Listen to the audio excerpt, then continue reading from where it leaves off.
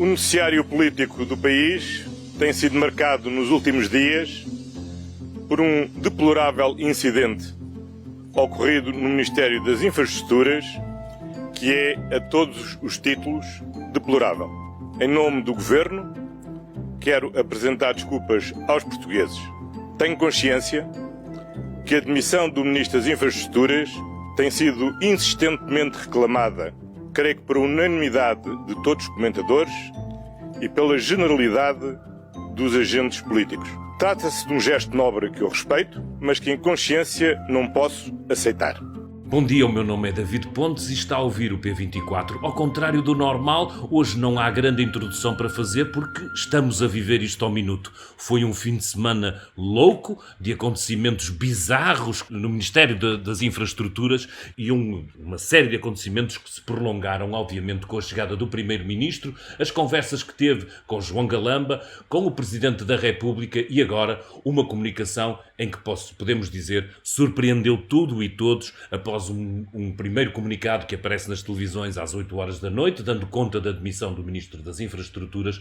António Costa veio dizer que não aceita a demissão. Não há aqui irrevogáveis, por isso imaginemos nós, na altura em que gravamos, que João Galamba vai aceitar e vai acatar a decisão do Primeiro-Ministro, mas há toda uma agenda política enorme que está a fervilhar nestes momentos, imagino eu, da sede do PS ao PSD e especialmente, claramente, em Belém.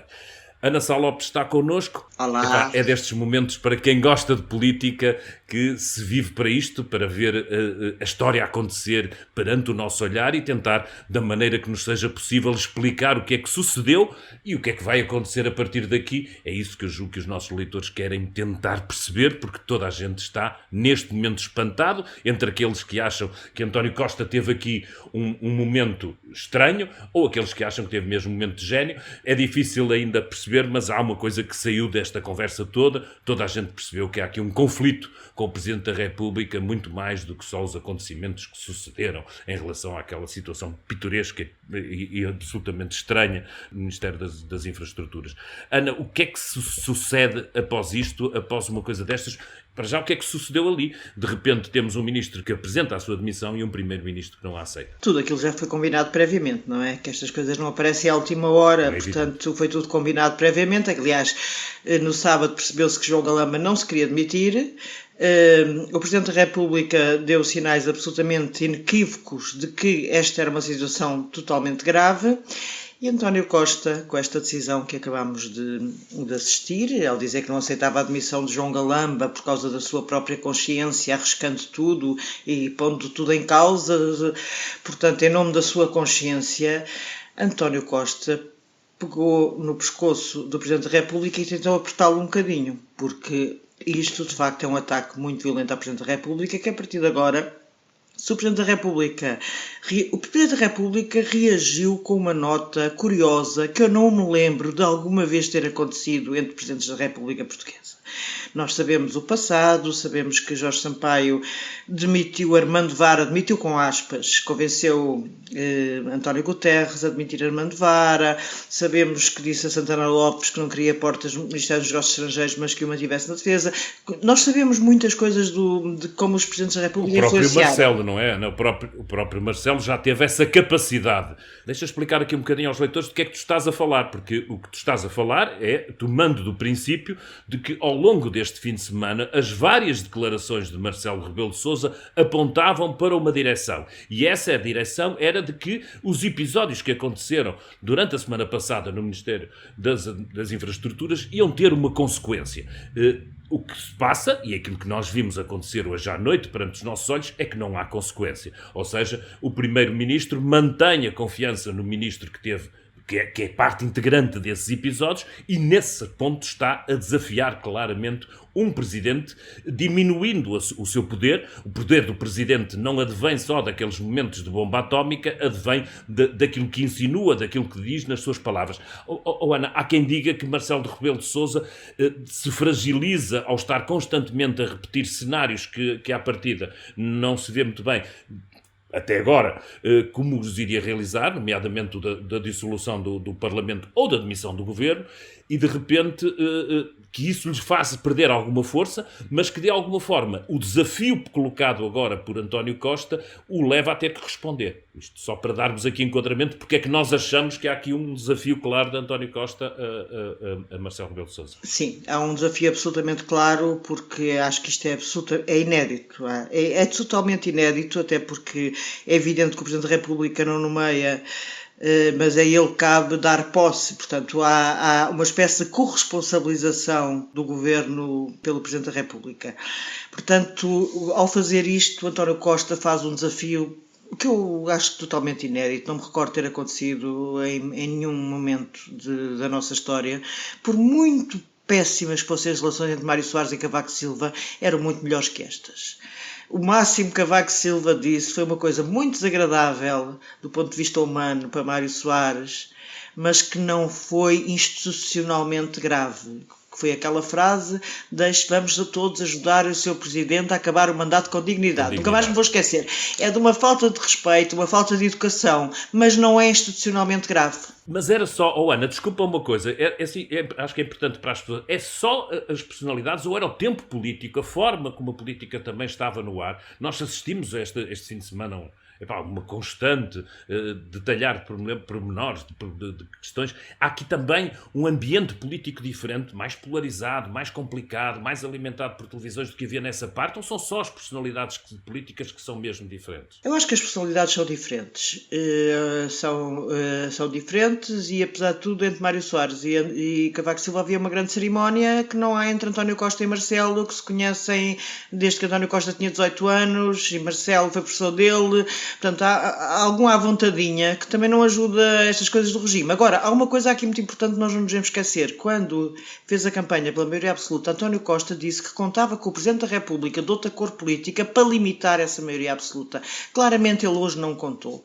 E quando Marcelo faz o seu comunicado de há bocado a dizer que discorda da posição do Primeiro-Ministro quanto à leitura política de factos e quanto à percepção que dele resultou no que respeita aos prestígios das instituições que os regem, da percepção dos portugueses relativamente às posições, isto é um sinal muito grave.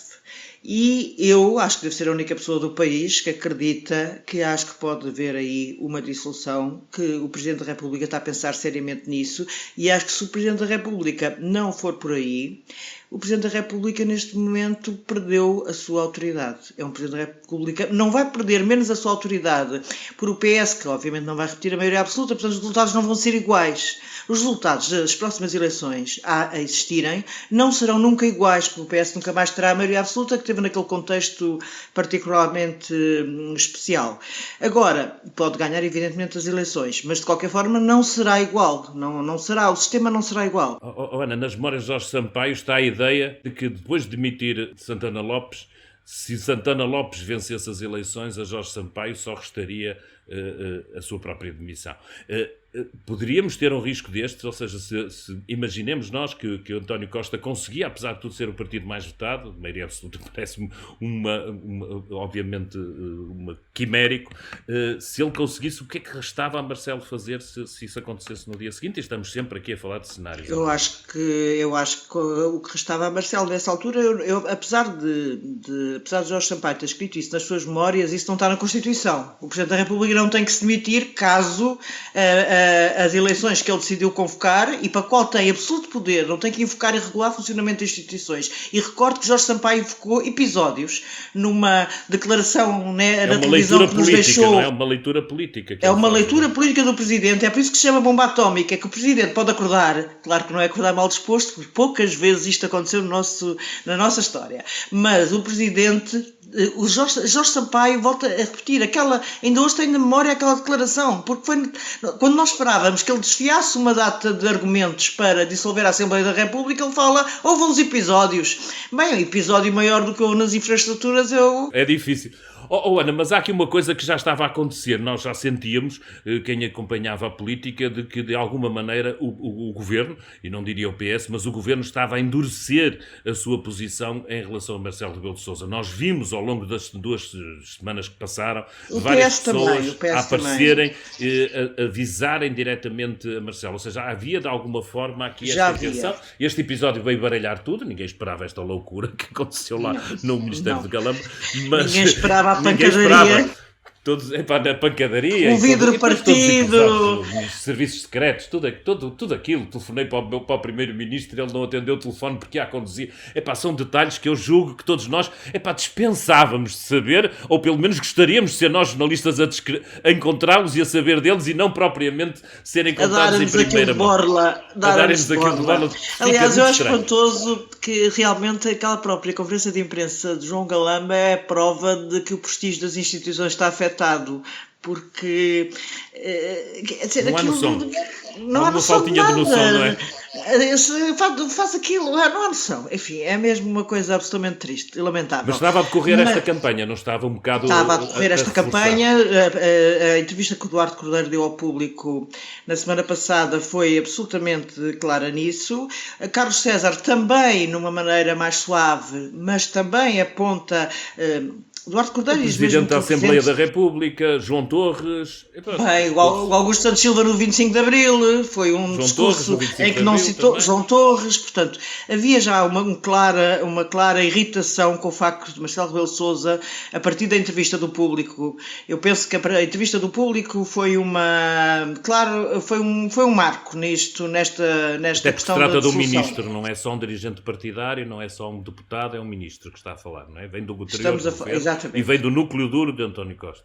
Exatamente. Ana, há outra parte disto que é, ao longo deste fim de semana, notavelmente na entrevista que tu fizeste a Carlos César, há do próprio PS a ideia, não é a única figura, ou várias figuras que acham, de alguma forma racional, que só uma grande remodelação, impossível de fazer, enquanto o Primeiro-Ministro esteve de férias, obviamente, no fim de semana, mas que só uma grande remodelação permitiria o golpe de asa para sair de outra forma de uma cascata de acontecimentos que tem tornado penoso o acompanhar da vida do governo. A Costa também lhes respondeu que, de alguma forma... Não há nada para ninguém. Metam lá a viola no saco, porque não vai acontecer essa festa, não é? Não vai acontecer essa festa, ele não quer, ele recusa-se a fazer isso, não tem intenção, nunca gostou de grandes remodelações, como foi sua prática nestes últimos 7 anos, e agora, mesmo confrontado com essa questão, que obviamente naquelas reuniões que hoje houve durante o dia, essa questão também não faz mínima questão de fazer uma coisa dessas. Não quer. Portanto, eu acho que há ali qualquer coisa no Fáceis de António Costa que me fez preparar. Ele pode estar tanto ele como eu, admito que sejamos as únicas pessoas a pensar nisso, acho que não somos. Já houve várias pessoas que disseram que a dissolução... Aliás, Lobo Xavier, Conselheiro de Estado, no programa que tem na CNN, disse que defendia a dissolução já. E é um Conselheiro de Estado. Estamos a falar de... Eu acho que António Costa está preparado para esse cenário. Está preparado para outros cenários. Agora vais-me perguntar, e esse cenário dá-lhe jeito? Eu digo, dá. Esse cenário, curiosamente... Noutra agenda, não é? Na agenda europeia. Na agenda europeia dá jeito, mas também há aqui um lado que não podemos esquecer, que é, apesar de ser mais frio que António Guterres, porque António Costa é gelado, é mesmo um homem muito frio, ele também está a sentir o pântano, ele também está a sentir as coisas a fugir. Não tenho dúvidas que ao fim de 7 anos, mesmo o próprio líder já começa a ver as coisas... É muito tempo no poder. 7 anos, enfim, é o ano das crises dos casamentos, mas estou agora a brincar, claro. Mas é muito tempo. Eu não me parece... António Costa nunca planeou esta maioria absoluta, apesar de ter lutado por ela, ficou tão surpreendido quanto nós quando ela apareceu. Isso aí não tem dúvida. Lutou para ser o mais votado, lutou para ter o melhor resultado possível, mas não era o plano dele estar mais... Ele já se queria começar a livrar de cargos executivos e agora ninguém acredita que isto vai durar mais 3 anos, portanto que a legislatura será cumprida. Agora, eu não consigo perceber que o Presidente deixar ser desta maneira limitado publicamente, aliás, a questão foi pública, de todos os lados, pelo Primeiro-Ministro. Temos agora o Presidente foi sequestrado. O Presidente foi sequestrado. Neste momento, Marcelo está sequestrado. Só tem uma saída. Vamos ver. Um sinal disso é que ele não se conforma, é evidentemente este comunicado ao minuto. É preciso lembrar os nossos leitores que tudo aconteceu num espaço muito curto. Há a carta de demissão de João Galamba, há logo imediatamente, passado um bocadinho, a conferência de imprensa de António Costa, e no momento em que ela, nem sei se já tinha terminado, há um comunicado do Presidente da República dando nota do seu desacordo. Quando olharmos daqui a 5 anos para trás, para esta situação, ficaremos sempre com a marca de que isto foi mais um mal auto-infligido do que propriamente a capacidade que, nomeadamente, a oposição teve para contrapor às posições e à medida do governo qualquer outra coisa de novo que, nomeadamente, animasse o Presidente para uma solução de obra. Tens toda a razão.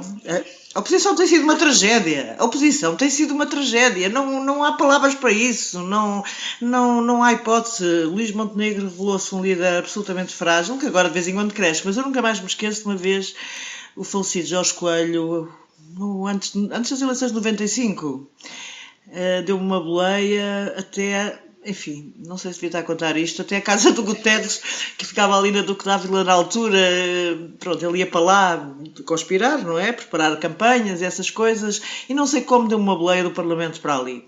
E lembro-me da conversa de, então, doutor Jorge Coelho, isto agora o PS vai ganhar, não é? Quer dizer, quem é que acreditava que ao fim de 10 anos de Cavaco Silva o PS não ganhasse, não é?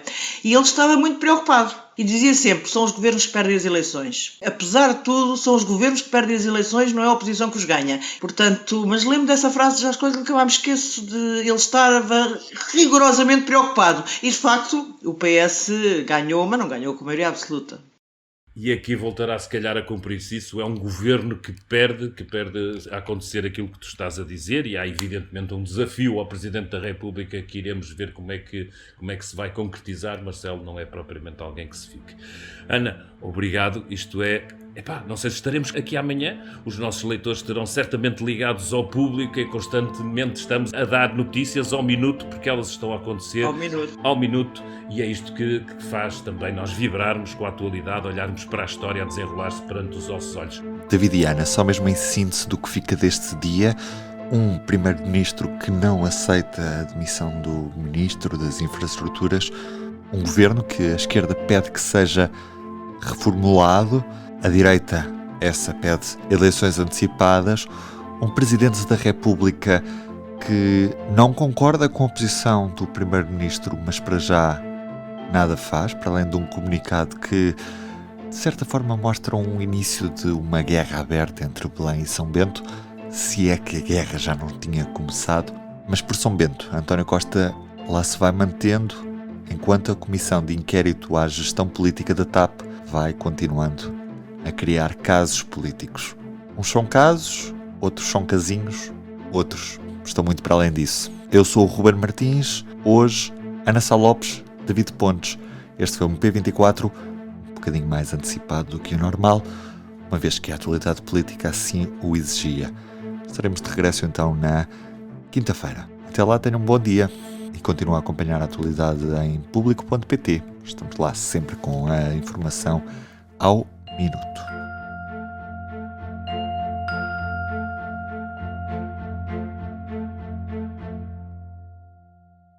O público fica no ouvido.